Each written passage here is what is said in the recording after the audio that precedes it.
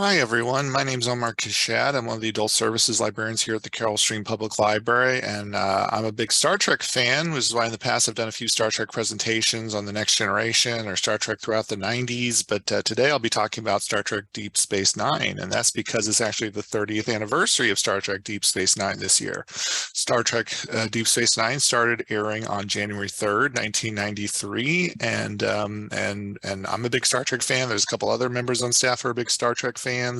And so we're just going to go ahead and start my presentation. We'll take a brief journey through all 7 seasons of the show. So one moment here as I start my share. All right, go ahead and start the presentation. All right, so yes, as said, we are here to talk about Star Trek Deep Space Nine, which this is Deep Space Nine. Of course, this is the space station that we've come to know and love. It's got the promenade and the operation stations here at the top. The promenade is where all the stores are. Around it is the habitat ring where the crew members live, and then finally this outer portion is the docking ring, which is what these big little docking pylons are around the station for docking for ships and stuff. But chances are most of us are already big Deep Space Nine fans if you're watching this. But if you're not, I'll talk a little bit about the background of Deep Space Nine, and some details about the show. But just know there will be spoilers, and so yeah. So let's just go ahead and keep going. So I'm not going to show any of these, but when I did the live presentation, I showed some clips from the show. I was basically showing the couple season openers of the credits. The first credits for the first 3 seasons, or possibly the first 2, I'm not certain. Basically, it opened with the space station. You saw in the background, but there weren't any ships flying around it. Well, when they got to believe either season 3 or season 4, that's when they decided, this is a space station. There needs to be more ships around it. So if you're ever watching like the opening credits and you see there's a bunch of ships around it, chances are you're seeing it in seasons 3 or possibly 4. I'm not sure what season those credits started, but just know you're watching a later season of the show. What was the elephant in the room? Well, that was Babylon 5, which was another show that aired on television around the same time, which also dealt with a space station and had a number after it. So what's the deal with Babylon 5 and Deep Space Nine? Well, we'll talk a little bit about that in a bit. So let's just go ahead and get going. And also, I'm going to go ahead and stop my video one moment here. Okay, so moving on. So by the numbers. So the show, as I said, began on January 3rd, 1993 with the pilot episode called The Emissary. This is a 2-parter now, but then I believe it was a 90-minute episode that aired basically across 2 hours, if I'm not mistaken. And the show ended on June 2nd, 1999 with What You Leave Behind, which I believe was just a single-parter. It was just a single hour, but I may be misremembering that. But anyway, there were 7 seasons of the show.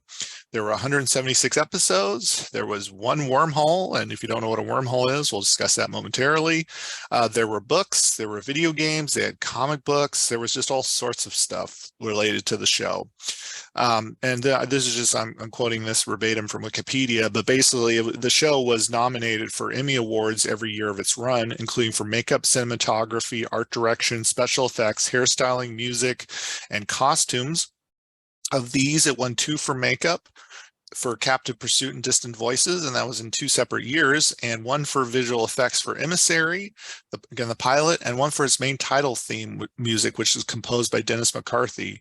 And it was also nominated for 2 Hugo Awards. That's basically the premier science fiction award in the category Best Dramatic Presentation for The Visitor and Trials and Tribulations. So again, exciting stuff. This was a show that won some awards. So let's talk a little bit about some terminology for those of you who either are new to the show or maybe don't remember it as well after all these years. For starters, we have the Federation, which is a conglomeration for good. They are basically a conglomeration of numerous planets and systems working together for the greater good. They've been around since the very first show, the original series, and Earth is part of it and a bunch of other planets. Now, who are the Cardassians? Well, the Cardassians are sort of a rival species or empire to the Federation. They're reptilian aliens, and they're often up to no good. That means they're not all up to no good, but some of them are. They're basically the antagonists of our heroes on this show. Now, who are the Bajorans? Well, the Bajorans are a religious people. They're non-human, whose planet Bajor was occupied by the Cardassians until just before the show started. And above their planet was the space station Deep Space Nine, or as it was called by the Cardassians, it was called Terok Nor. It was a Cardassian space station orbiting around Bajor that was used for processing raw materials from the planet as it was being strip mined. And then so when the Cardassians left, the Bajorans asked the Federation to administer the station. And then in the first pilot episode, it actually got moved from Bajor to the wormhole. So then what is the wormhole? Well, the wormhole was discovered in the show's premiere. It connects the Alpha Quadrant, where Earth is, and where all the other shows have taken place. It connects it to the Gamma Quadrant, which is very far away that you just can't get to by traditional means without taking a number of years. But because it now connects to the Gamma Quadrant, there are new species they encountered as well as new adversaries, and one of those was the Dominion. They're a group of xenophobic shapeshifters who distrust all solids, basically people who are solid who can't change their shape. Their henchmen are the Vorta, and their muscle of alien super soldiers are known as the Jem'Hadar, and they live in the Gamma Quadrant. So let's talk a little bit about the cast. So starting off, we have Avery Brooks as Captain, or originally started out as Commander Sisko. He started out as a commander because the showrunners thought, well, why don't we just differentiate it from the previous two shows that had a captain? We'll just start him off as a commander. And then they realized that, he's the first Black lead in a Star Trek show, and it's silly that he's a commander. He really needs to be a captain and for respect. And so basically they promoted him to captain at the end of season 3. Sorry, they promoted him captain at the end of season 3, and then he was known as Captain Sisko. Next, we have Michelle Forbes as Lieutenant Ro Laren, and you're probably saying to yourself, wait, what? Michelle Forbes was not on this show, and she was definitely not portraying Lieutenant Ro Laren from The Next Generation.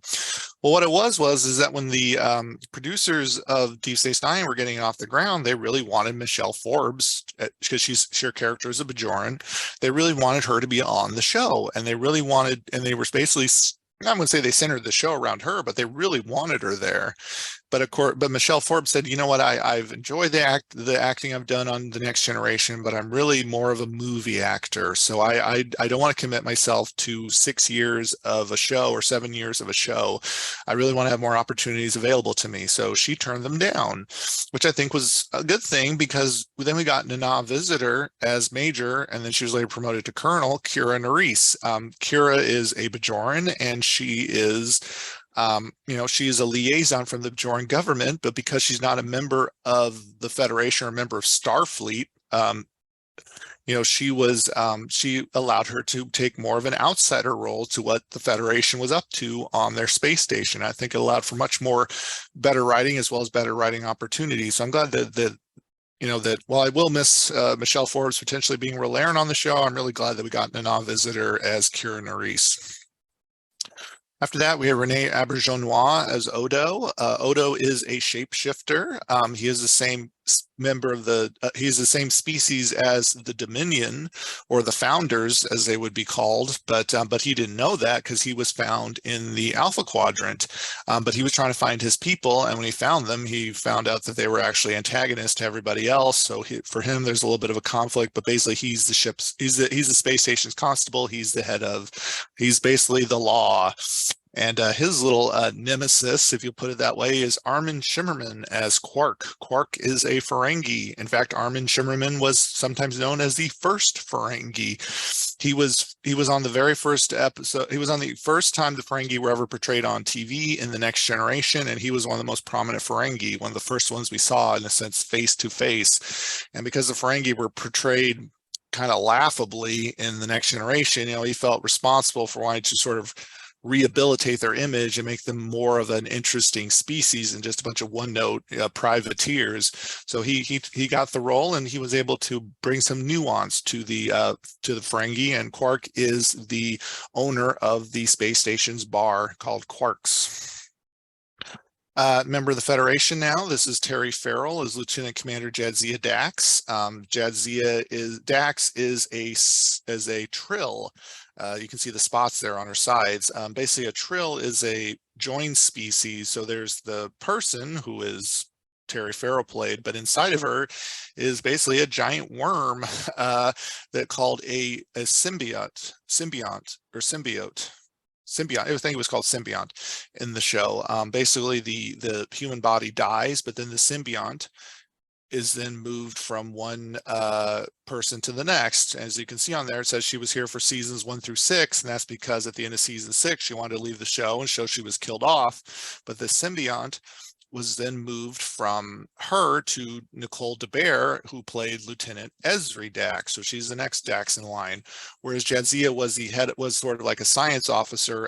Esri Dax is a ship's counselor, and she was the new Dax in season 7. You can again see the spots there. Next, we have the space station's doctor, Alexander Siddig, or as his real name is Siddig Al Fadil. He was credited as that in the first couple seasons, or 3 or 4 seasons of the show, before changing his professional name to be Alexander Siddig. But anyway, he was known as Dr. Julian Bashir. The character's original name was Dr. Julian Amoros before changing it to Bashir, and so he was cast.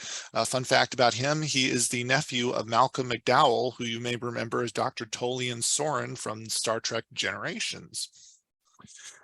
Then we have Colm Meaney as Chief Miles O'Brien.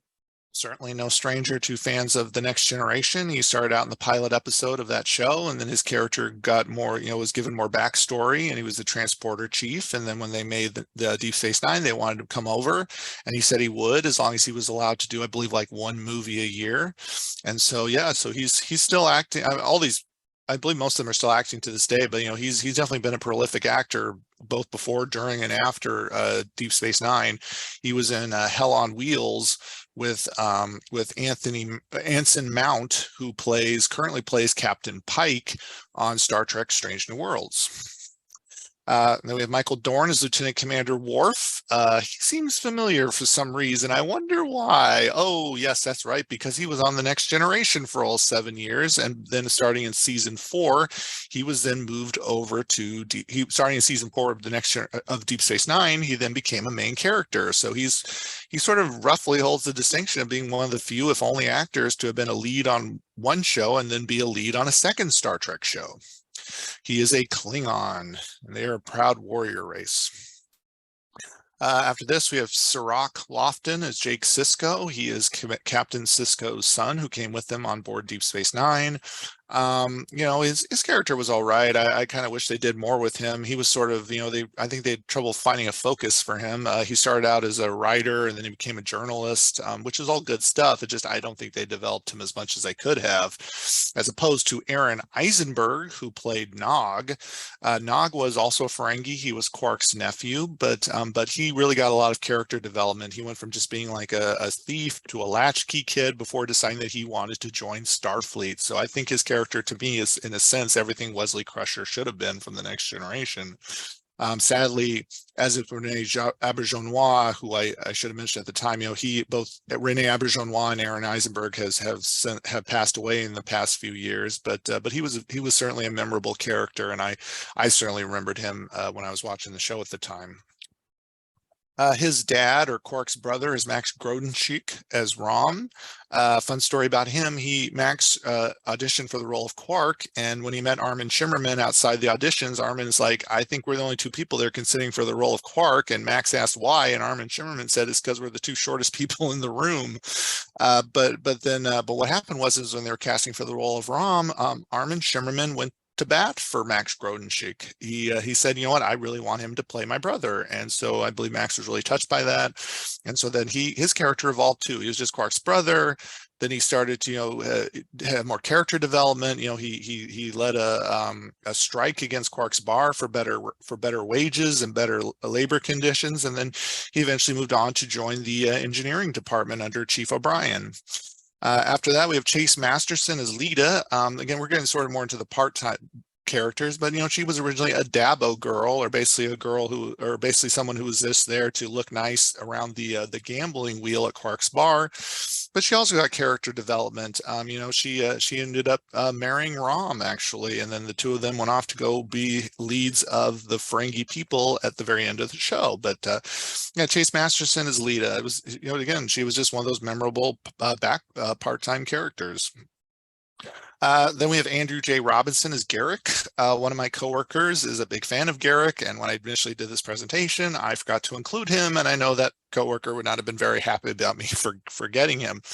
Garrick is a Cardassian, but he is a tailor who lives on Deep Space Nine, and you realize that there is much more to him than meets the eye. You learn a lot about his backstory, and he's more than just a simple tailor. And I don't want to spoil anything more. I'll spoil a lot, but I will not spoil that. And then we have Mark Alamo, I'm assuming it's Alamo, as Gul Dukat. He is the main, Cardassian antagonist of our heroes. He, like Armin Shimmerman, was the first Ferengi. Mark Alamo was the first Cardassian we ever saw in Star Trek. He appeared in Star Trek The Next Generation Season 4 in an episode called The Wounded, and he played a different character called Gul Masset. But what's interesting about that is when they first cast Gul Dukat for the show, they didn't cast Mark Alamo, and they realized that the current actor they cast was not working out. So they said, you know what, just go to Mark Alamo. We should have got him in the first place, and he did a really good job as the antagonist of course, he had nuance too, but he was primarily the antagonist. He was on all seasons of the show as a constant recurring antagonist of our main characters. And then we're left with Jeffrey Combs as everybody else. That's partly a joke, partly not. Jeffrey Combs played a number of characters throughout the Star Trek franchise. He actually originally auditioned to be Will Riker on The Next Generation, but then later on, he played in like at least 3 characters, alien characters on Deep Space Nine. He's mainly known for this character all the way here on the right called Wayun, one of the Vorta, who are basically, the henchmen of the founders. But he also played Brunt. Brunt was Quark's antagonist. This Ferengi over here, he played Quark's, in a sense, nemesis. He was a member of the FCA, which is sort of like the business people on Ferenginar, and he was always convinced Quark was up to not being a good enough Ferengi. So they had a good antagonism with Armin Shimmerman, but like I say, he's mainly known as Wayun.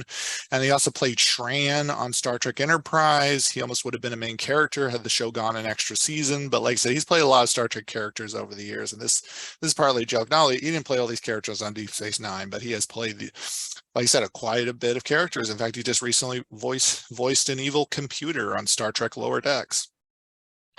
All right, and then here's the other crew behind the scenes.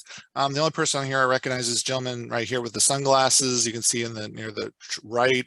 His name is Ira Stephen Bear. We'll talk a little bit about the background of the show, but he was basically the primary producer and showrunner of the show. Here's a fun fact for you. This is the Deep Space Nine prop that they filmed for the show. I have actually seen this in real life. When I went to Seattle, I used to go to Seattle almost every year to see family. Well, they had a special exhibit for Star Trek, and they had a bunch of the models and the ships. And hanging from the ceiling, although I didn't really make the connection at the time, was the Deep Space Nine shooting prop model. Now, the Sci-Fi Museum in Seattle doesn't own it. They got it on loan, but it was just very interesting seeing the prop and realize that, oh my gosh, in real life, I have actually seen this prop. However, they did not have the Defiant, or if they did, I missed it. But anyway, I did get to see that prop, which is kind of fun. All right, so let's talk a little bit about pre-production. So what are my sources, first of all, for this entire presentation? Well, there are 2 books, and yes, being a big Star Trek fan, I own them both. The one on the left is called the Star Trek Deep Space Nine Companion, and you can actually request this through our library system. In fact, I requested it, so I didn't have to bring my copy from home. This was written as the show was progressing throughout the season. So basically what you have is it lists every episode. And it also, for most of them, or just about all of them, it has extensive commentary from the actors and the writers and the producers to really give you an idea of where did the idea for this episode come from? Did everything go right? Did everything go wrong? And stuff like that. So it's got really, really good tidbits. Of all the companion books they wrote for all the shows, at least for the first 4, this is really one of the standouts. On the right here, we have the making of Star Trek Deep Space Nine. This was written when the show was being made and for the first season, where it's got a lot of really good background information that I think is a little glossed over for the companion book. But this is really good. It talks a lot of in depth about the making of the show. In fact, what's really fun is we talked about Michelle Forbes as Ro Laren earlier. They have a treatment, which is basically, it's a script. It's not like, it's not fully fleshed out, but it basically hits all the story beats, where the script that they have in the book has it where Ro Laren is the second in command of the space station. And I thought that was a really fun what if. So yeah, there's a whole script in there. This is not available in our library system, but chances are we could probably request it free from another library. Also, we have all the seasons of the show on DVD here at the library. So if you're looking nostalgic and you want to pay for Paramount Plus, you can request the DVDs from our library. There's also a documentary they did. Here's Ira Stephen Bear again. It was called a documentary called What We Left Behind, which is looking back at Star Trek Deep Space Nine. This came out, I want to say within the past couple of years, if I'm not misremembering. But basically, I believe that you can currently watch this for free on YouTube. But it's got a lot of interviews with the actors and the producers and the writers. And so it's a fun, I haven't seen it myself. I really need to, but it's a good documentary on the show by the people who are making it. All right, so let's go all the way back to the year 1991 to 1992. So in 1991, head of Paramount Pictures, Brandon Tartikoff, tasked Rick Berman, who was the executive producer of The Next Generation, which I'm abbreviating as TNG, to make a new Star Trek show to run alongside TNG for a couple years and then continue after TNG's end. So it would be the new show that would be running, that would be the flagship show for Star Trek. Berman worked with Michael Piller, who was also a writer and producer on The Next Generation, to create a new show. Ira Stephen Bear, who I mentioned a couple times earlier, he was brought in as a writer and producer. He had actually worked a little bit on Star Trek The Next Generation, I believe around season 2 or 3, I think season 3, before leaving to pursue other opportunities. But when they offered him a new show, he's like, sure, I'll come on board. But also in 1991, Gene Roddenberry passed away in October of that year. While he had given his blessing for the making of a new Star Trek show, he really had no knowledge of the details as it had yet to be developed. He was also very sick in 91. And there are people who say that, if Gene Roddenberry had known what kind of show they were trying to make for Deep Space Nine, he never would have approved it. I want to say Marina Sirtis, who played Deanna Troi on The Next Generation, has been very critical of Deep Space Nine. That she feels like, she doesn't enjoy it. I'm not sure that she's necessarily said that Roddenberry wouldn't have enjoyed it, but I think there are implications there from people who say he wouldn't have liked it. And his son Rod Roddenberry has sort of gone on both, has sort of seen both sides of the issue. But the series was set to be on a space station as opposed to a starship to differentiate it from earlier Trek. The first Star Trek show in the 60s have been called basically Wagon Train to the Stars. Wagon Train was an old show in black and white about a wagon train that went from town to town or place to place and encountered new people and new adventures every season. Well, The Rifleman was a show about a father and son who lived in a small western town, and about having to deal with the people who came to their town. So father and son, I think we recognize that from Benjamin Sisko and his son Jake.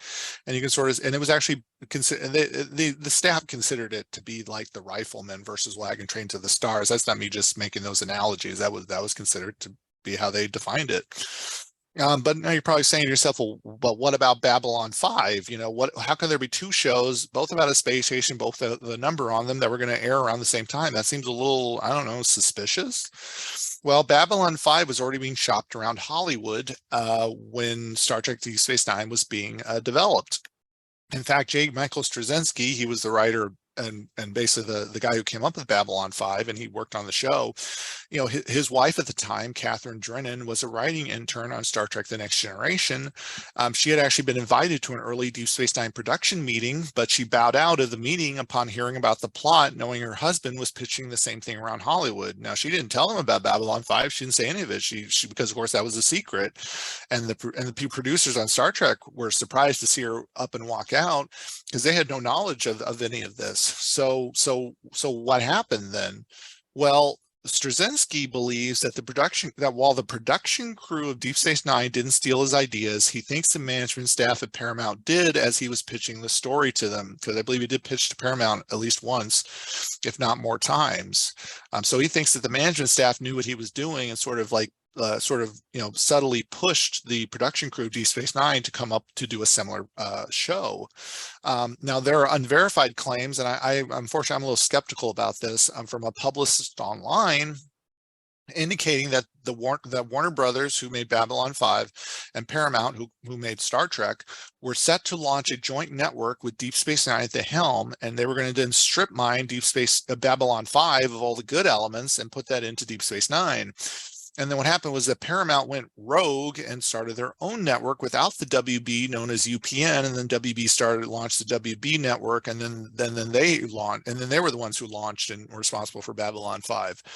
The reason why I'm skeptical of this is I've actually been reading a book lately about the basically the rise and fall of the WB and UPN before they became the CW, and there's nothing in that book that indicates at all that there was ever any intention for a joint network. But then again, I don't work in Hollywood, so I can't say one way or the other. It's just I'm a little skeptical of it. But this is what Straczynski thinks, and this was mentioned in his autobiography. All right, so what are some other odds and ends? Well, for you Next Generation fans, you may remember that, in seasons 4 and 5, the Cardassians and the Bajorans were introduced. Well, they were not introduced to sort of tease this new show. In fact, the Cardassians, when they were first introduced, there was no mention of the Bajorans at all. And when it came to introducing the Bajorans in season 5, what it was the Bajorans weren't even going to be oppressed by the Cardassians originally. It was originally they were supposed to have been oppressed or basically, they basically were being suppressed by the Romulans. The Romulans were the ones occupying Bajor. But the writers of Next Generation at the time were like, oh, we're tired of writing about the Romulans. I want to write about somebody else. So this decision was made to have them be oppressed by the Cardassians. I think it really worked out, as we can see, both throughout the later episodes of the Next Generation, but also because of how everything went on Deep Space Nine. Now, there were some thoughts of having Deep Space Nine be on a planet, but extensive location shooting, it was too expensive versus studio sets, hence why they decided to set it on a space station. So here's another fun fact. In the Next Generation episode, season 6 episode, Birthright Part 1, the Enterprise D comes and visits Deep Space Nine.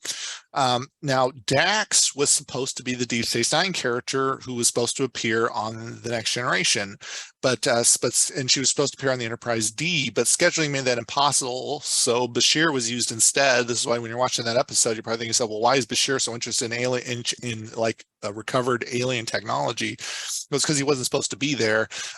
Terry Farrell was supposed to be there, not Alexander Siddig, or Sadiq Al Fadil, but basically, there was no way to pull it off. And Terry Farrell was devastated because she knew a lot of the Next Generation crew really well, and she really wanted to be there. It just was not going to work out.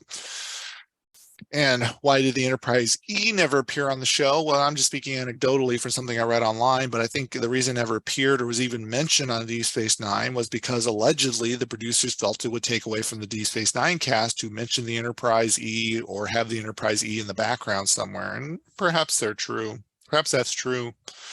All right, well, let's talk about season 1 a little bit. So by the numbers, season 1 ran from January 3rd, 1993 to June 30th, 1993. And it's important to know that Deep Space Nine, like the Next Generation, was a syndicated TV show. So what that means is that they were not beholden to a network. They sold the show to either stations or conglomerates who owned various TV stations. And the station, I think they probably gave a window when they for the episodes to air. But there was no it's not like today's TV, where every Thursday or something, they're showing Chicago Fire or something. It's no, the stations could choose when to air it. Where I grew up in Central Illinois, I remember that the Next Generation and Deep Space Nine both had their new episodes midday on Saturdays. But that could have been different for different places. That's why it's kind of hard to tie down when did this episode really first air, because it was different in different networks. One could have it on one day, one could have it on another, one could have it in a different time slot. But this is generally speaking the range for Deep Space Nine season 1. So it started off with 20 episodes. Emissary Parts 1 and 2 were watched by 18.8 million viewers. This was the highest rating for a syndicated premiere per the Deep Space Nine companion, and possibly for any episode in syndicated history in the United States. Now, I don't know that because I know that like a couple of years later, 3 years later, the Guinness Book World Records recognized Baywatch as being the most watched show on the planet because it was pulling in like 1 billion viewers because it was being aired in 44 countries across the world. But I unfortunately I don't know Baywatch's ratings. I can't seem to find that anywhere, or certainly not on Wikipedia. There's a clip from The Emissary, which I'm not going to show. But let's talk about some notable episodes. And when I say notable, I don't mean according to a list. I mean, this is simply my opinion of episodes that I enjoy. This is not a comprehensive list. And if you're reading these episodes and you're saying to yourself, I didn't like any of those episodes, I liked all these other episodes that you didn't mention, well, you're perfectly, that's a good thing about having an opinion. You are completely right, and I'm completely right, and we're both completely wrong. But but seriously, if you don't enjoy these episodes and you enjoy some ones I don't mention, believe me, that's perfectly fine. This is just me just talking about episodes that I enjoyed. So the pilot premiere, of course, was The Emissary. The Wormhole was there. The Celestial Prophets, they're basically the non-corporeal aliens who live in the wormhole, and who we learn about. And the Enterprise D actually was there in the pilot episode as well. Patrick Stewart appeared as Jean-Luc Picard, and we learned about why Captain Sisko doesn't like him. And then, of course, we had the Cardassians. Later up in another episode was called Babel or Babel. I like this episode. This was basically, there was a fail-safe mechanism on the space station, which was put in by the Cardassians, where basically everyone starts to lose the ability to speak coherently and they start babbling. And I thought, the part where I believe Jake suddenly succumbs to this, he starts babbling, and Commander Sisko's reaction to it is just really heartbreaking. Then we had Captive Pursuit. I have not seen this episode, but going back to one of my coworkers who's a big Deep Space Nine fan, when I told them I hadn't seen this episode, they were at a loss. They're like, "How could you not have seen this episode?" Well, it's basically about a alien character first one who comes through the wormhole from the Gamma Quadrant, called Tosk, who is being hunted by another alien. And so Chief O'Brien is then put into an awkward position where he wants to protect Tosk, but really the Federation shouldn't be getting involved. At least that's my recollection of that episode. In hindsight, some consider this to be the first reference to the Dominion, even though the Dominion were not really thought up of until next season. But because Tosk was genetically engineered, the producers or writers think that maybe he was genetically engineered by the Dominion. And of course, we've got Q-less. If you're familiar with the Next Generation, there was a omnipotent entity called Q who liked to bug the crew and put them in all sorts of situations. Well, he came to Deep Space Nine. Sisko punched him, and Q never came back. So maybe Jean-Luc Picard should have punched Q too, and maybe Q would have left him alone from then on. But anyway, then we've got Dax. Dax was an episode. This is one of the first flashbacks of the previous lives of a stomach worm, or the symbiote. They had a number of episodes throughout the seasons where you sort of learn more about Dax's previous hosts. Sorry. Then there was the Nagus that featured Wallace Shawn. The Nagus is the basically the Ferengi who leads the Ferengi people.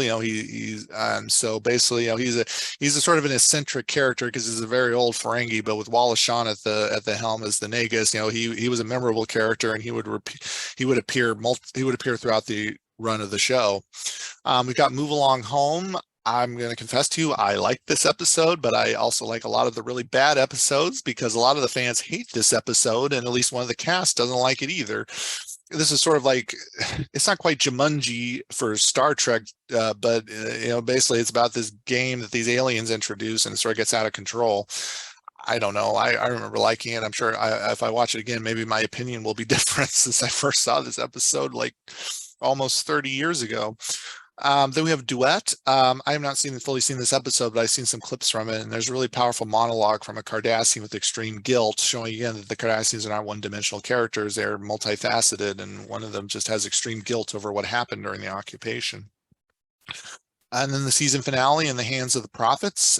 This was an interesting one because the plot of this episode was about Keiko O'Brien, who was Miles O'Brien's wife, had a school on the space station, and she was teaching the children there, both the children of the Starfleet officers, but as well as the Bajorans who were there working, that the wormhole aliens are just that. They are aliens. Well, the Bajorans worship them as religious figures. They call them the prophets. And basically, Kai Wynn, who was sort of she was played by Louise Fletcher, who you may remember from One Flew Over the Cuckoo's Nest, and she too has since passed away. But she basically, she became their religious, sort of like the Pope, if you will, people of the Bajorans, but she was all antagonistic towards the Federation and the Starfleet. Well, basically, she marched into her Keiko's classroom and said, "You're not going to teach my Bajorans that they are aliens. They are prophets. They are to be revered. And if you don't do this, I'm going to shut down the school." And then at one point, the school got blown up by a bomb. It's just an interesting take on religious fundamentalism, which we had not seen as much in Next Generation up at this time. The Deep Space Nine was really to tackle these more serious issues. Let's go to season 2 now. Season 2 was aired from September 26, 1993 to June 12, 1994. It had 26 episodes. The season premiere, The Homecoming, was watched by 9.7 million viewers. And also what happened during this season was that The Next Generation ended on May 23rd, 1994. Meaning that, now Deep Space Nine was going to be the sole Star Trek show that was still airing new episodes. So what are some notable episodes from this season? Well, we had The Homecoming, which was a 3-episode arc. I sort of see this as being the first 3-episode arc in Star Trek history, not clowning. They had Best of Both Worlds parts 1 and 2 in The Next Generation, and they had a sort of a follow-up episode called Family. Well, this was really the first, to me, 3-episode arc that was intended to be a 3-episode arc. It had a guest star, Frank Langella, was the sort of the Bajoran antagonist of our crew. This was his only appearance on this show. Then we had Melora. Melora is about a Starfleet officer who lives on a planet with her, which has much less gravity than what's normally considered to be standard on Starfleet outposts. Well, basically, she can't really walk, so she has to have a crutches or a wheelchair. The only reason I mention this is this episode is not really all that loved, but basically the character that she's playing was originally supposed to be a regular character on the show when they first started developing it, but they realized that with all the work involved, it just wasn't feasible. So they sort of gave this character a one-off just to appear. Rules of Acquisition is kind of notable. This was the first on-screen reference to the Dominion. They've already started teasing the Dominion before they even showed up on the show. The Alternate was a good one because we learned about Odo's backstory. His mentor / doctor basically Dr. Paul was the Bajoran who was tasked, because Odo was just a bunch of goo when the Bajorans found him. Well, Dr. Paul was tasked with what is this goo, so he experimented on Odo, not in a nefarious kind of way, just in a I got to figure out something. What is this goo? And Odo is sort of resentful towards Dr. Paul, and so I really like the sort of duo between them of their different perspectives on just what exactly happened. Because as Dr. Paul points out, if he hadn't done what he had done, Odo would just still be like in a canister of goo sitting in like a lab somewhere, as opposed to a being.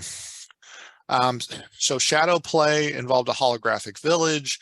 This is another reference to the Dominion. So again, this village was wiped out by the Dominion. And again, it's like, who are the Dominion? That was the big mystery this season. Who are the Dominion? Blood Oath was fun. Kork Kang and Koloth, those were the 3 Klingons who were notable from the original series back in the 60s. Well, they got the 3 actors who played them to reprise their roles, and so that was a fun little throwback to the original series, and they did a good job. We had the Maquis 2-parter. The Maquis were introduced in The Next Generation. This is where they had a little bit more nuance to how the Federation was. We've been led up to this point, that everybody has a home, everybody's taken care of, in the Federation, because it's a utopia. We will learn that, yes, it is a utopia for most of the Federation, but for other people, it's not. The Maquis were basically freedom fighters. The Federation, the Cardassians, had a war there for a while, and then when the war ended, the borders were drawn up between the Federation and the Cardassian Empire.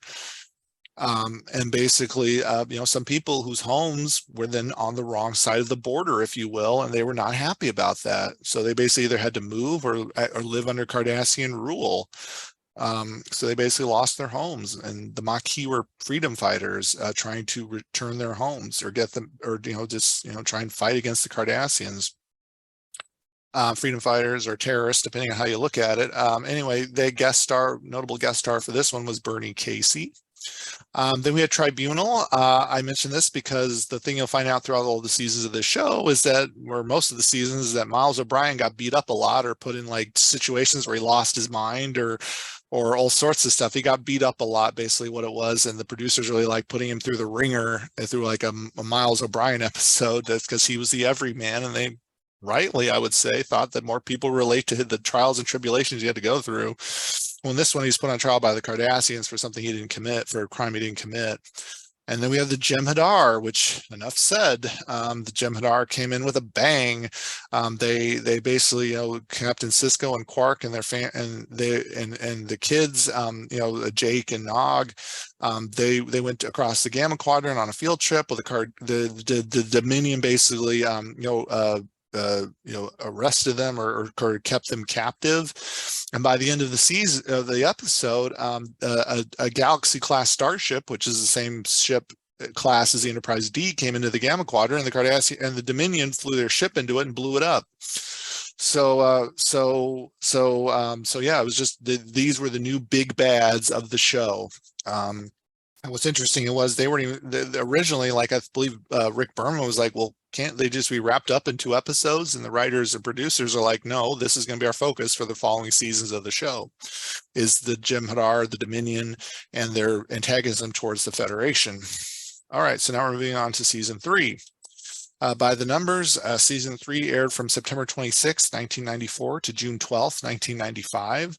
It consisted of 26 episodes. During this time period, Star Trek Generations, the movie, premiered on November 17th, 1994. What's interesting about that movie is they originally had different uniforms were planned for the crew of the Next Generation to wear. Well, the uniforms got scrapped for one reason or the other. And so what you'll find is some of the cast had to wear costumes belonging to the Deep Space Nine crew as well as the Voyager crews. So that's why if you see like Jonathan Frakes, you wonder, well, why are his sleeves rolled up, or why does some of these uniforms look so ill-fitting? It's because they had to grab whatever they could and they put them on the crews of the Next Generation crew. For reasons, but anyway, that's just a fun little tidbit. Now you're saying, well, Voyager, what about Voyager? Well, Star Trek Voyager premiered on January 6, 1995. So now we're back to having 2 shows, Star Trek shows on television. Although unlike Deep Space Nine, Voyager was a network show. Voyager was the first show that ever aired on UPN and was the flagship show for launching that network. And Quark and Morn and Deep Space Nine basically cameo in the pilot episode of Voyager, because Voyager leaves from Deep Space Nine and they get stuck in the Delta Quadrant. But Quark and Morn cameo too, like I said, which is kind of fun. Morn is the barfly of the Deep Space Nine bar. He's basically Norm from Cheers, hence why Norm is an anagram of Morn, or vice versa, I should say. So anyway. Behind the scenes, Michael Piller, who was the producer on Next Generation, he was producer on Deep Space Nine. Well, he leaves for Voyager, and now Ira Steven Behr, who was the producer on Deep Space Nine, now takes over as showrunner, basically the guy running the show. Ronald D. Moore, he was a writer and producer on Deep Space Nine. Next Generation. Well, he joins Deep Space Nine, and he writes a lot of episodes too, and he stays on for the rest of the show's run.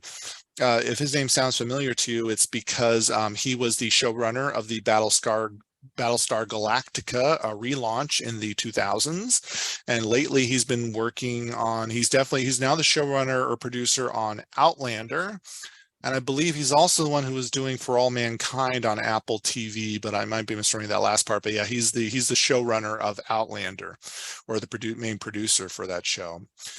So the series premiere of season 3 was The Search Part 1, which premieres to 9.93 million viewers.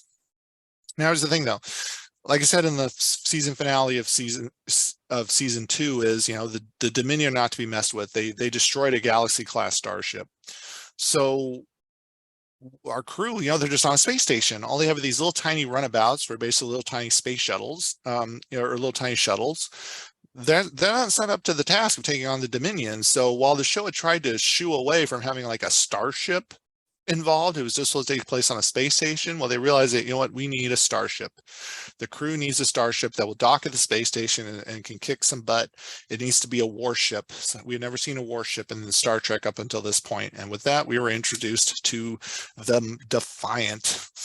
The Defiant started out, the design for it, which we see on the left, was designed to originally be a shuttle or a freighter that I believe the freighter design later became the Maquis fighter. I'm uncertain if this drawing on the left is for that original freighter that never showed up, or if that was just an in progress design as they're working towards the Defiant, which we can see on the right there. But anyway, you know, the Defiant was a warship.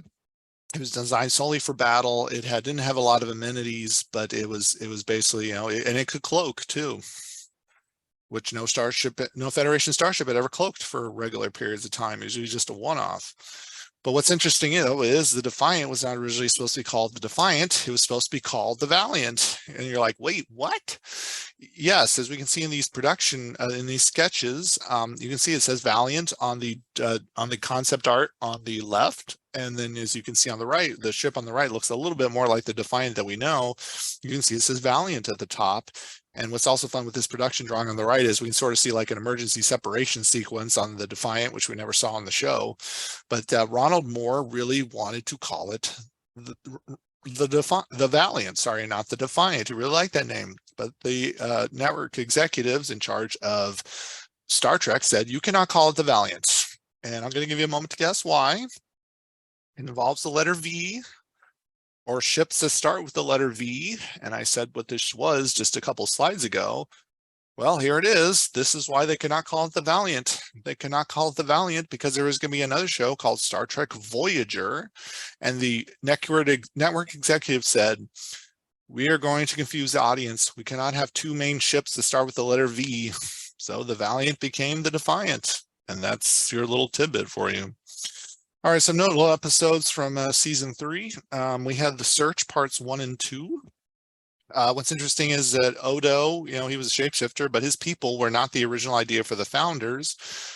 But, you know, as they were in production meetings, I think a couple of different people on the show said, well, why don't we just make the founders Odo's people? Wouldn't that be interesting? And it was. We had the House of Quark, which was another one in this season. It's kind of fun. This is sort of a fun Ferengi episode or fun episode for Quark. Basically, a drunken Klingon is in Quark's bar, and then he actually impales himself on his own knife. And basically, Quark says, "Oh yeah, I totally killed him." And then basically, the female head of the Klingon household then comes to Quark's bar and absconds with him, and basically holds him to a shotgun wedding because her house is about to fall apart, and now she's stuck married to a Ferengi. But Quark is able to, you know, save the house, and by the end they're divorced. But that was kind of a fun episode. I remember that one. We had Second Skin. This was a really good one. Basically, Kira is abducted, and she's basically, she's basically turned into a Cardassian, made to look like a Cardassian. And there's a family there who's trying to convince her that no, you were never a Bajoran. You were an undercover Cardassian operative. And Kira, by the end, really starts to believe it. Spoilers, it's not true. There were reasons why somebody converted it, but it reminds me of that episode of The Next Generation where Troy was turned into a Romulan, was made to look like a Romulan too. That was a good episode for Marina Sirtis, and unfortunately, I just cannot remember the name of that episode for the life of me right now. The Abandoned was a good one. This gave us more insight into the Jem'Hadar. Basically, the Quark acquires some technology or acquires an old ship or something, and then basically finds this vat, and inside the vat is a Jem'Hadar, who's just a baby. And then the Jem'Hadar grows rather rapidly, but we learn, of course, that they're genetically engineered. They're basically subservient to the founders because of an addictive drug called Ketracel White. And it's just a very interesting one. Meridian is here. I mainly mention this because this was the first appearance of Jeffrey Combs, although he didn't play Wayun in this episode. Oh boy, this episode, I remember watching this as a kid and I never watched it again, and I won't say why, but needless to say, there was a scene at the end of this episode that made me like, oh man, I can't say anything more than that. But if you see it, you'll probably know what I'm referring to. We also had Past Tense parts 1 and 2. This was a time travel episode. Basically, Sisko, Bashir, and Dax end up in the past on Earth in the early 21st century. And this is rather interesting because they're put into Sisko and Bashir are put into a homeless camp. Basically, on Earth at this time, the homeless people had been rounded up into basically like their own little wards, and they were not allowed to leave. They were treated as second-class citizens. And in fact, and this is not a joke, I mean, there have been cities in the United States who are seriously thinking about doing something similar. Anyway, in this episode, Gabriel Bell leads a riot, and history says that Gabriel Bell led riots of the homeless people to again prove, to say, we are human beings, we deserve the same rights as everybody else. And in this episode, Gabriel Bell is accidentally killed, and Cisco has to take his place. So again, it's a very powerful couple of episodes. Heart of Stone, this episode freaked me out as a kid. Basically, Kira gets her foot stuck in a rock, and the rock starts to grow and envelop her entire body, even though everything Odo does to try and stop it doesn't work. And by the end, Odo has a teary confession that he's in love with Kira. And then we find out that Kira is not Kira is not who we think she is. The Kira that he saw anyway. But what's also notable about this episode is that this when Nog joins Starfleet. He gives a very impassioned speech to Captain Cisco about why he wants to join Starfleet, and it's very well done. And like I said, the Nog was a really character that I really came to enjoy on this show. We have Through the Looking Glass. That episode is notable because in the original series, it was called the Mirror Universe, where basically everyone who was good in our universe was bad in that universe. There was more nuance to it than that, but basically we find out well, I guess this wasn't really the first episode that they had for the Deep Space Nine series where they went to the Mirror Universe. This was the second, but regardless, we learned that when Kirk went to the Mirror Universe and told Spock to lead a rebellion and then left, we find out that that there were consequences for that action. This was kind of notable because Tuvok, played by Tim Russ, he was actually in this episode as the Mirror Universe version of Tuvok, which was kind of fun. Jennifer was Cisco's wife. She had died in the pilot episode, but anyways, now we got to see her show up again, and she was sort of the evil Jennifer. And then we had Explorers, which was a good one. Cisco decides to build a Bajoran spaceship that has solar sails and prove that it can fly and that it can go through, it can go long distances. And Jake joins him. It's a nice episode for the two of them. I also mentioned this because Lita debuted in this episode. Family Business is kind of fun. First appearance of Moogie. Moogie is Quark and Rom's mom and Nog's grandma. But anyway, she's a very interesting character. But she's a fun one. She does a lot of things that are sort of antithetical to Ferengi society. She likes to bend the rules of their society. So and we also had Cassidy Yates. I didn't talk about Cassidy Yates in the list of characters, but she becomes Cisco's romantic interest and later on his wife, and then they end up having a child together. And then we had The Adversary, which is a really powerful episode that ended season 3. Basically, a shapeshifter gets loose on the Defiant and it has to be hunted out. And the final line of that shapeshifter before Odo kills them is, "You are too late. We are everywhere," in regards to the Dominion and the shapeshifters. They are everywhere. And now the question is, who is a shapeshifter? Who is not a shapeshifter? Sort of like Red Scare kind of stuff. Moving on to season 4, by the numbers, we had this one from October 2nd, 1995 to June 17th, 1996. There were 26 episodes. The Way of the Warrior season premiere is watched by 8.5 million viewers. Michael Dorn joins the cast. Avery Brooks shaves his head and keeps the goatee from the previous season. So Avery Brooks didn't really want to have a full head of hair when he was on this show, but I think part of the reason why they did that is because they want to differentiate him from Patrick Stewart, who was bald. But Avery Brooks would then shave his head between seasons and have to grow his hair back. Well, he said, I really want to be bald on this show. I really want to be clean shaven. It really means a lot to me. And the producers went to bat for him. They were expecting this whole thing from the network about why they couldn't do this. They had this whole argument prepared, and then the network is like, "Oh, it's fine. He can be bald. He can be clean shaven. That's fine." And as Avery Brooks said when they saw him on set as his, with the bald shaved head and the goatee, they're like, "Wow, Avery, you look like a new man." And Avery's response is, "I feel like a new man." So why did they add Worf? Well, they added Worf as an attempt to boost the show's ratings. Worf was a very popular character on Deep Space Nine, and it made the most sense to bring him. Or sorry, he was a popular character on the Next Generation, and it made sense to bring him to Deep Space Nine because there were a lot of storytelling possibilities with Worf and his history on the Next Generation, and it also allowed them to really reintroduce the Klingons more. Basically, the Dominions in this season is trying to drive a wedge between the Federation and the Klingons because together the two of them may be able to stop the Dominion. Now, some legacy actors were concerned, though, about losing lines to a new actor, as is perfectly reasonable to think so. But basically, they warmed up to him, and everyone was fine. I don't think anybody really lost any lines.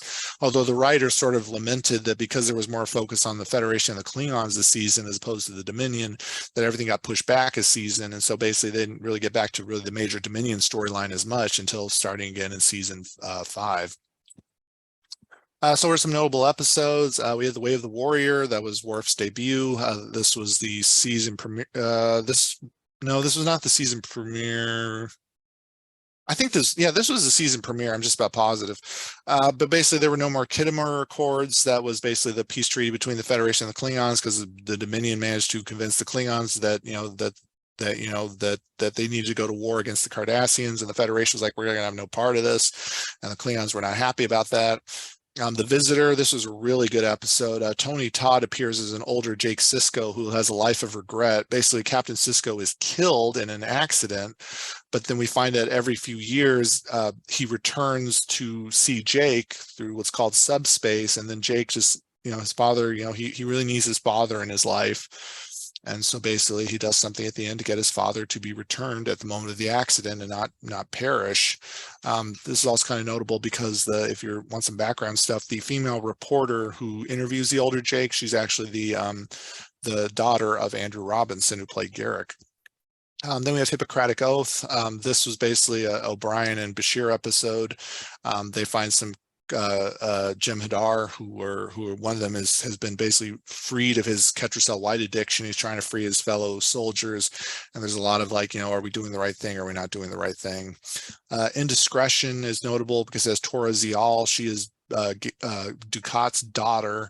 She is half Cardassian and half Bajoran. She has a little bit of nuance, although unfortunately she is killed a couple seasons later. Spoilers again for this presentation. Little Green Men was a fun episode with Quark. Basically, Quark, Nog, and Rom are going to Earth, and then they actually crash land in the 40s or the 50s, and it turns out that they are the Roswell aliens. I remember watching this episode. I think as it aired, this episode was so good about them. They're about they find themselves on Earth in the past, and what are they going to do? And they're the Roswell aliens. Hard Time. Oh, this episode, I'm not gonna lie, it broke me. This was another Miles O'Brien gets into a bad spot episode. Basically, he's wrongly convicted of a crime, and he's basically stuck in a holographic prison where basically years pass, even though in real life no time has passed, and he's in there with a fellow cellmate. And it's just everything O'Brien went through. I mean, I was just gripped by this episode, and the ending, just like I said, throughout the whole thing, it just broke me. This was such a good episode, but I was just devastated. I don't know if I could bring myself to watch this episode again. There's another fun fact for you. There are some people in the technology world who wonder if it's possible to have a virtual prison where you can serve an entire life sentence in an instance. Homefront and Paradise Lost is interesting because this involved a coup attempt from a bunch of Starfleet officers to sort of launch a coup on the Federation. President Roddenberry was not a fan of this idea, at least back in the Next Generation days, of having any coups. But anyway, that was there. Again, more Red Scare. This was, I believe, one of the final appearances of the Excelsior model. The Excelsior was a starship. What's kind of funny about this is the Excelsior model was then updated to be the Enterprise B in Star Trek Generations. Well, they glued all these extra bits to the model, thinking we could take them off later. Well, the glue was set so badly they couldn't get the parts off. So the Excelsior in this episode looks identical to the Enterprise B, and it's called the Lakota refit. And then we had Brock Peters as Benjamin Sisko's father, Joseph Sisko, and we learned that he and Ben do not have the best relationship since Ben went off to go join Starfleet and not take over the family restaurant. Brock Peters was Admiral Cartwright in the original series movies, particularly movies The Voyage Home and especially The Undiscovered Country. Then we had To the Death. This is notable because this is the first appearance and originally the only appearance of Wei Yun, played by Jeffrey Combs, but they really like Jeffrey Combs so much, they're like, we need to have him come back, even though he's been killed off. So he's just going to play a clone of Wei Yun. So they kept having clones of Wei Yun because they really, really, really liked him, his appearance. His portrayal of Wei Yun set the stage, if you will, or set, everything he did. They basically said that all Vorta have to be the same way that Jeffrey Combs has done it, because they really, really liked his performance. Body parts is interesting. Quark thinks he's dying, so he sort of in a sense sells off his body parts, and Brunt ends up buying them, and then Quark finds out he's not actually going to die, and then Brunt gets on his case about it.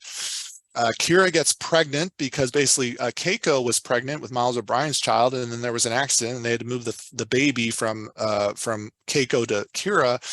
The reason why I say it's Bashir's fault is he moved the baby, but in real life, Sadiq al-Fadil, he was in a romantic relationship with Nana Visitor, and they had a child together, and so Nana legitimately got pregnant, and they had to write it into the show, and that's how they wrote it into the show. And again, it's Bashir's fault, both in real life and the fictional show.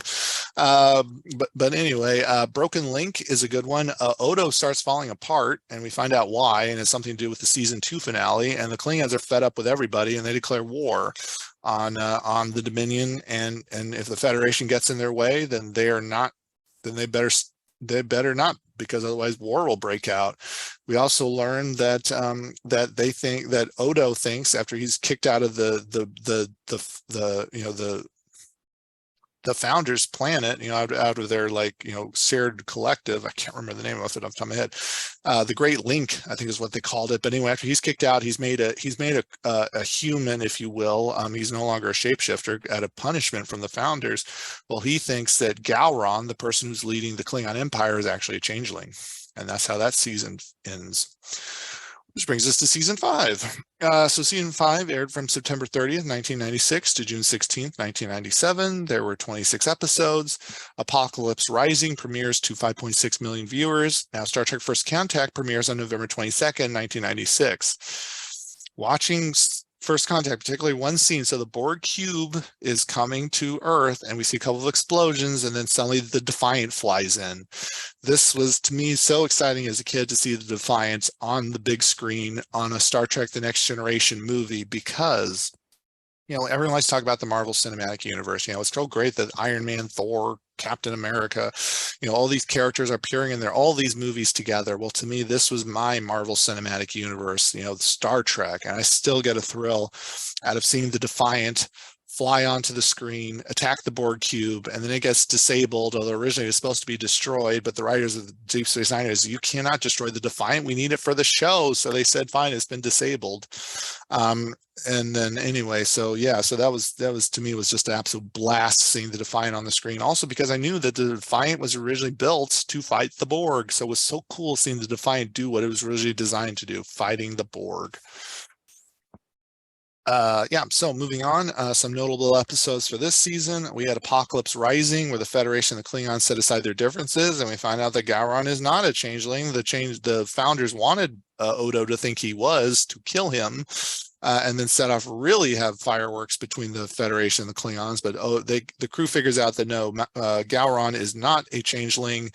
His second in command, if you will, called Martok, was a changeling, and then they kill the changeling instead. We have Looking for Parmach in all the wrong places. This is notable because Worf and Jadzia Dax fall in love.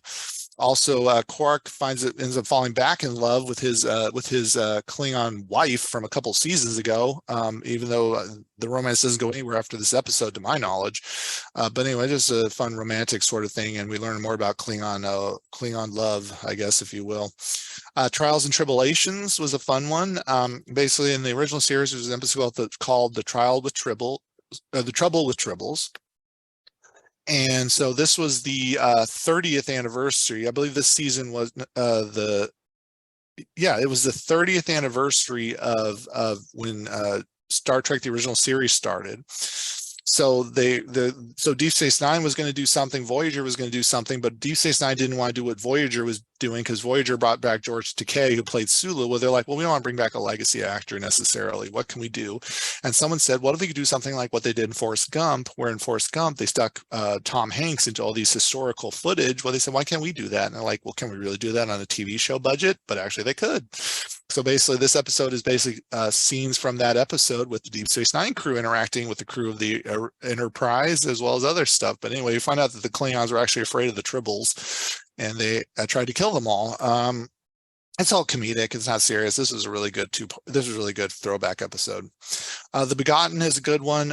Again, Odo, again, he again meets up with Dr. Paul because they find a baby changeling, just like Odo was, and they sort of reconcile because, Odo realizes what Dr. Paul had to do in order to get Odo to be Odo. And now the baby changeling dies. Before it does so, it bonds with Odo, and Odo gets his changeling abilities back. Dr. Bashir, I presume, is a really good one. We find out that Dr. Bashir, he's sort of like, he wasn't really a shady character, but he felt there was a lot about his history we just didn't know, or it was sort of a mystery. Well, we find out that, in fact, he was genetically enhanced.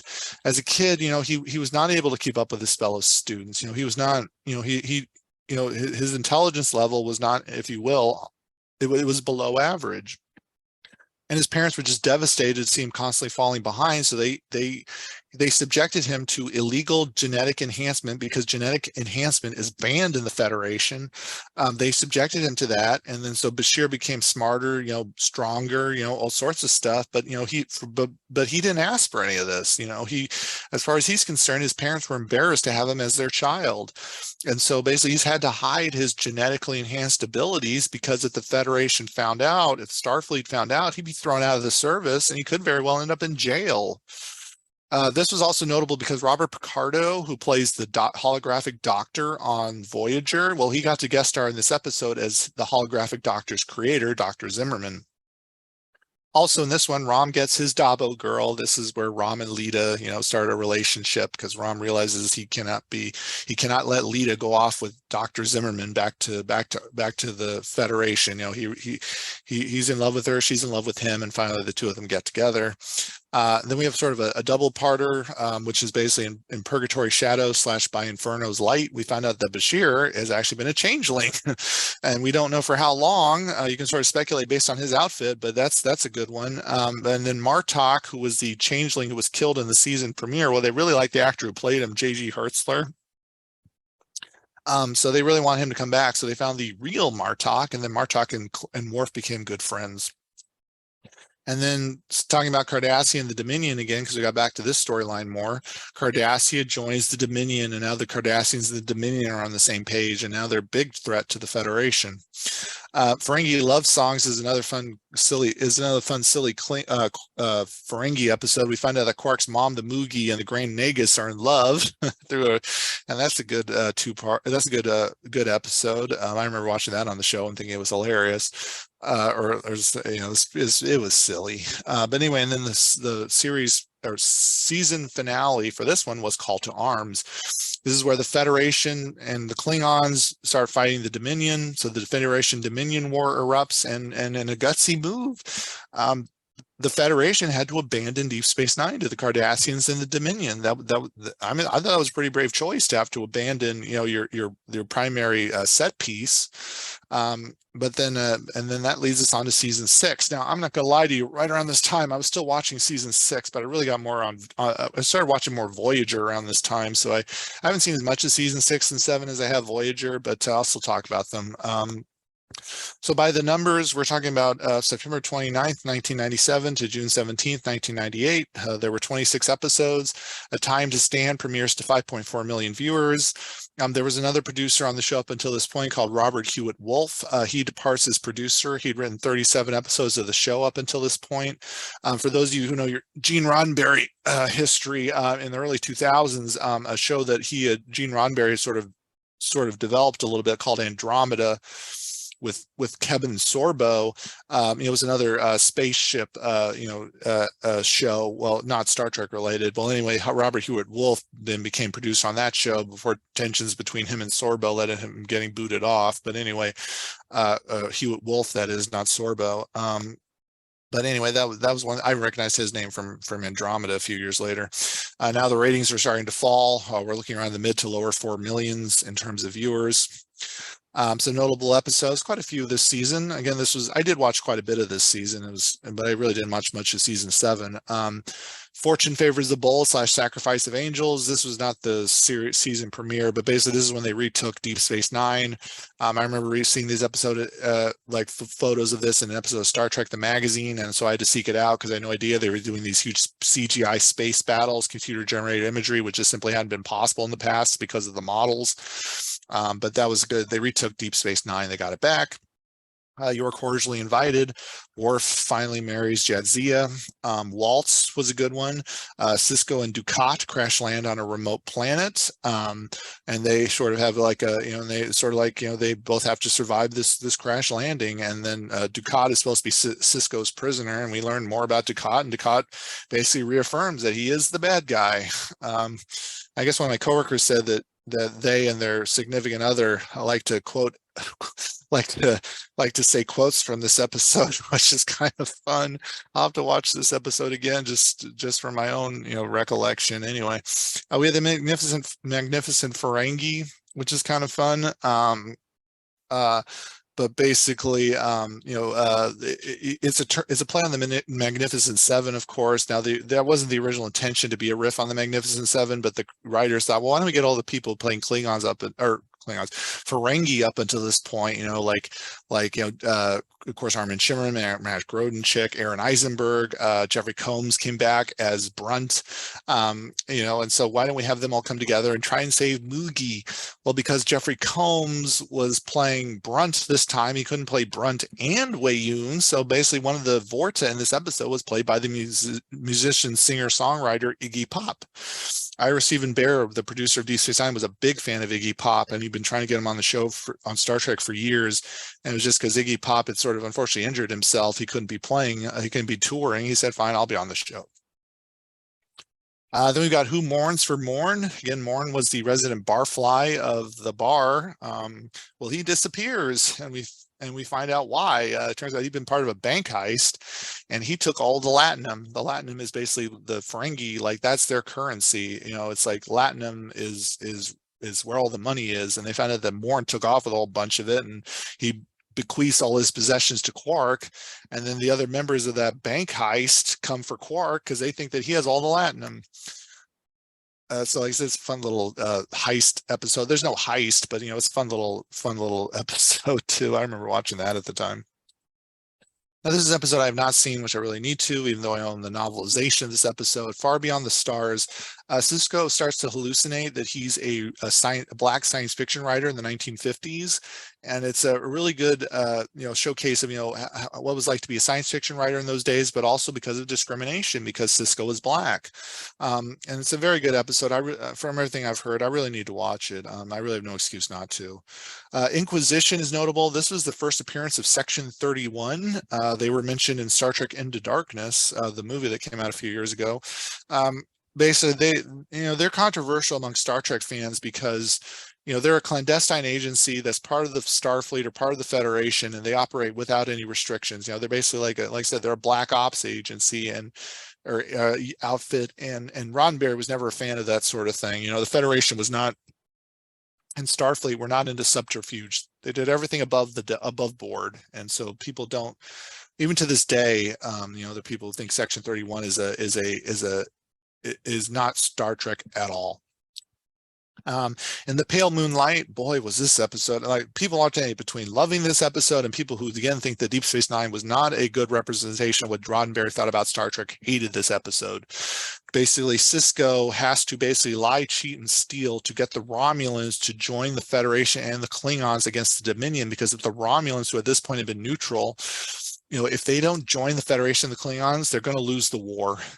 And so basically Sisko has to get the Romulans on board, and things that he does, they're very much human. But are they in line with what Roddenberry felt that humans were like in the 24th century? Honestly, no. But I think, as has been pointed out, it's like in Star Trek, it's like, we're still human beings. Yes, in Star Trek, by the time the shows are airing, yes, we've evolved and we've become, like more friendly, more helpful, more everything. But below the surface, we're still who we are. So we have to work hard to become these enlightened utopian humans. But below the surface, we are who we are, and sometimes, that's just human nature. Anyway, that's up to you to decide. I'm not going to say one way or the other if this is Star Trek or not. Um, but I think there's arguments on both sides. Anyway, His Way is notable. This was the first appearance of Vic Fontaine, who was played by James Darren. Vic Fontaine was a holographic lounge singer in the Hollow Suite on Quark's bar. And so the crew liked to go there a lot too, to sort of, do sort of like relax and basically drink away their troubles, or at least listen to Vic Fontaine. And he was sort of like, also like Quark, he was the bartender. He was like a lounge singer, but he was willing to be their confidant. Now, Time's Orphan probably doesn't make anybody's list of notable episodes, but I remember watching this one. Molly, who is Miles O'Brien, Keiko O'Brien's daughter, she actually falls through a time rift into the past, and by the time they bring her back, she's now a teenager and she's gone feral. I like this episode only because it was like one of the last times I think we saw the O'Briens as an actual family. Of course, Colin Meaney had plenty to do, but throughout the show. But Rosalind Chow, who played his wife, I think they just, she would only appeared every so often. But I mean, unfortunately they wrote a number of reasons why she was not on the show, and I think they could have given her more to do.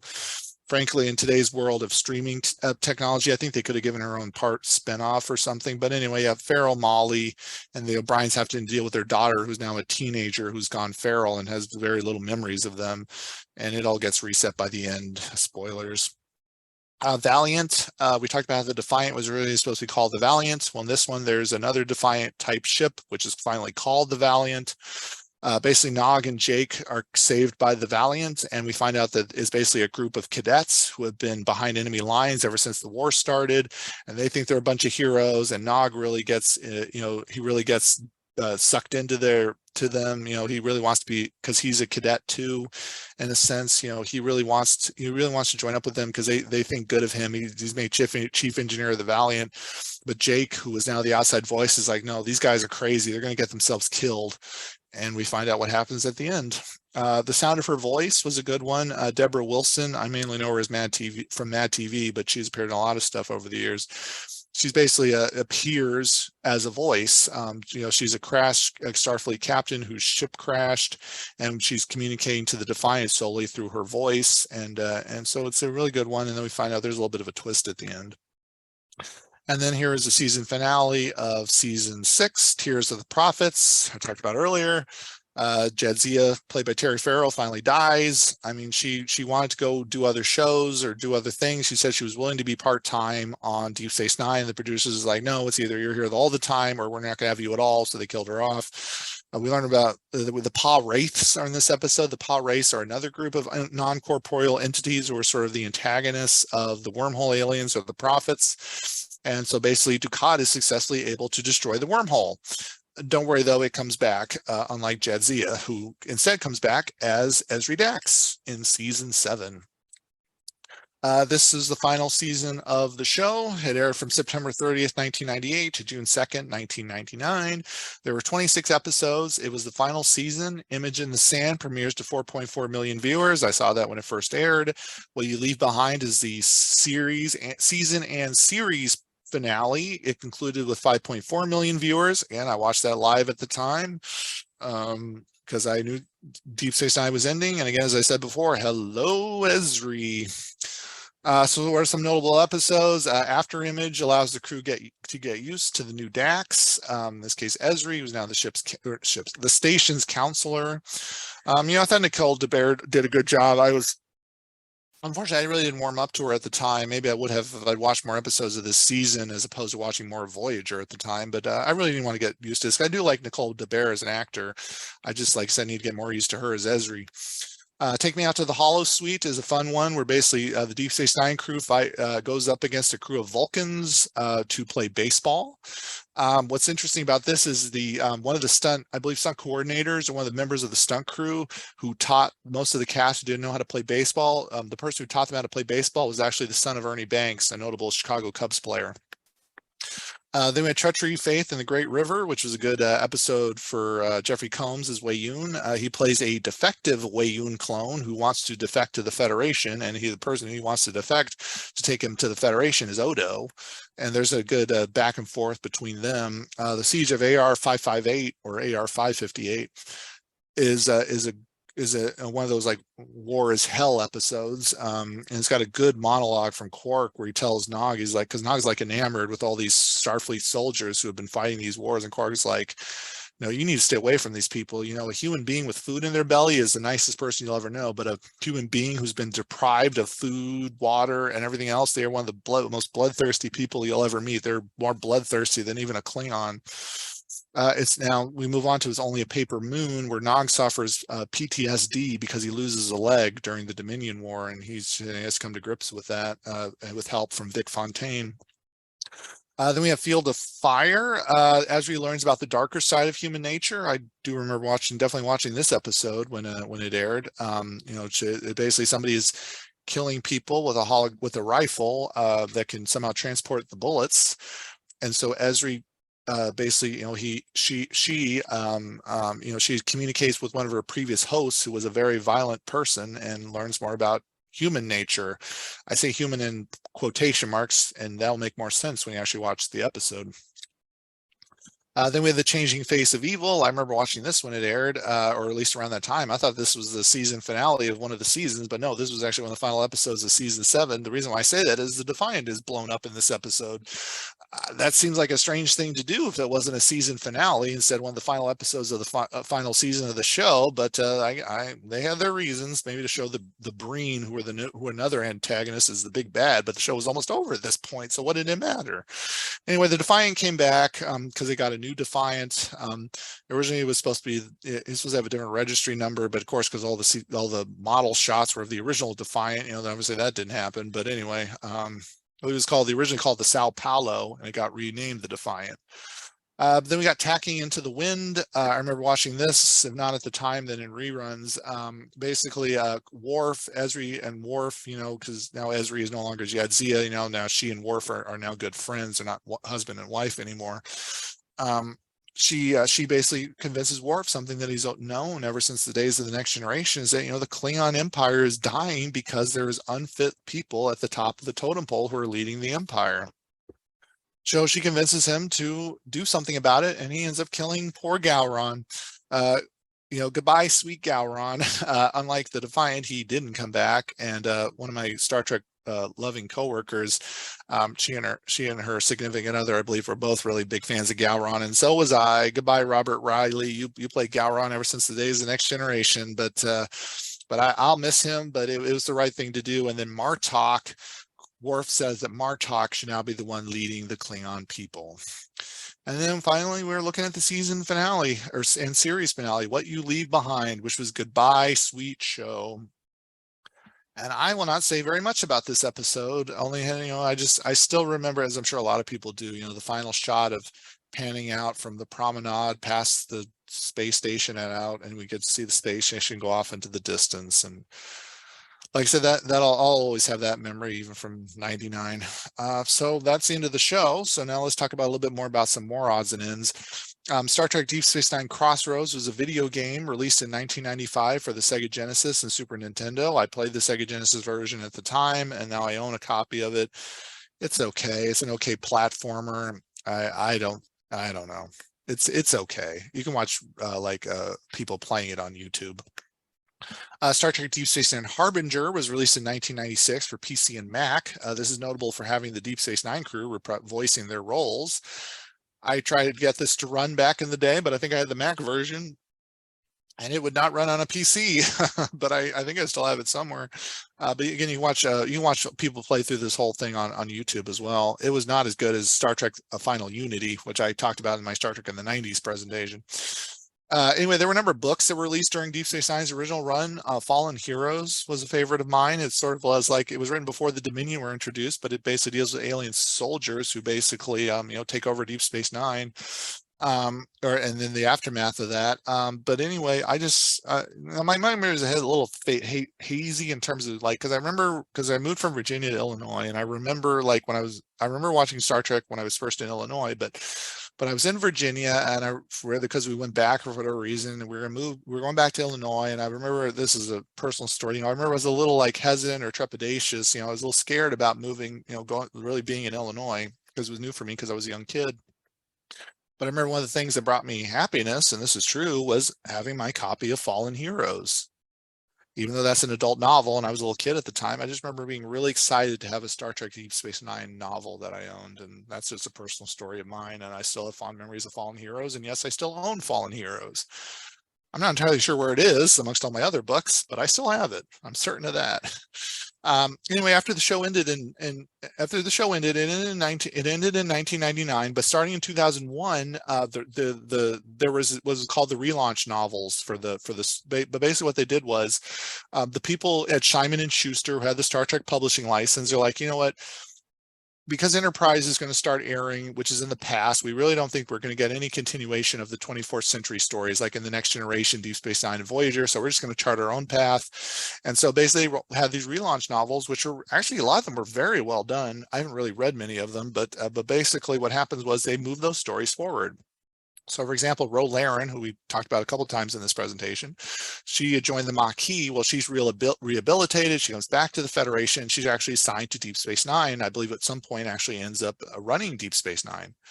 And I also think she has a romance with Quark, from what I heard.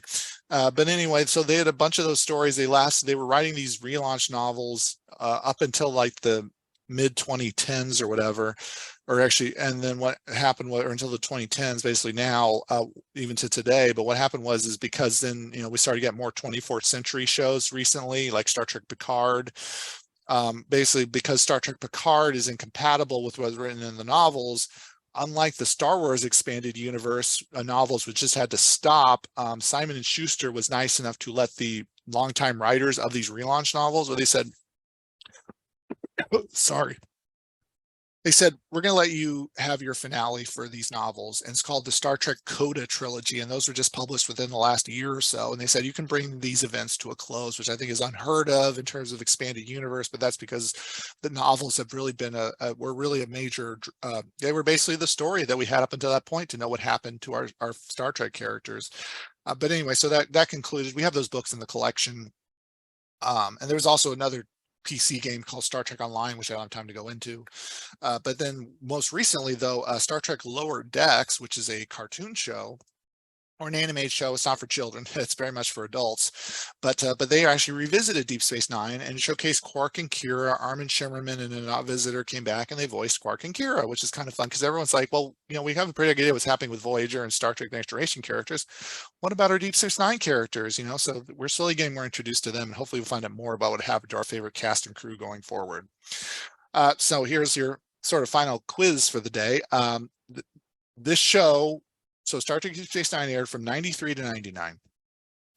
Do you know what show lasted for the entirety of the 90s and was actually considered competition? This is actually written in that Star Trek companion book.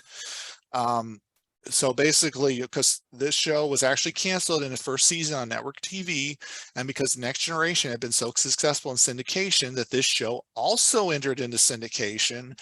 And so that's when they really exploded in popularity. And as I said, they were watched in 1996, they were watched by over 1 billion people across the world in 44 different countries. Well, it's not someone at the live presentation guest Stargate SG-1, and that was actually a really good guess, but no, that was not it. Nope. We are talking about a show you may not remember. It's about or may not think that this is it. It's about a bunch of LA County lifeguards, and it is Baywatch. Yes, Baywatch was considered to be competition when Deep Space Nine was being launched because Baywatch was becoming a very successful syndicated show. And yes, it was considered competition to Star Trek Deep Space Nine.